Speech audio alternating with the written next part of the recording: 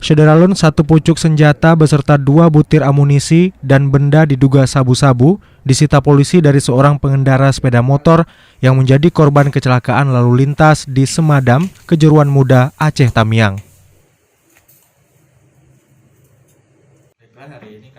Senjata yang menyerupai pistol itu ditemukan petugas dari tas pinggang yang melekat di tubuh pria yang belum diketahui identitasnya itu. Sedangkan benda yang diduga sabu-sabu ditemukan di tepi jalan.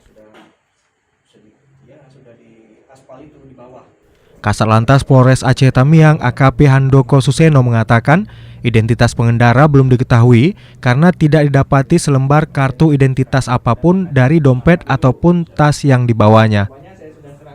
Sementara itu penyebab kecelakaan disebabkan sepeda motor Honda Vario yang dikendarai korban mengalami selip ban belakang ketika melewati jalur perbukitan dengan kondisi jalanan licin diguyur hujan.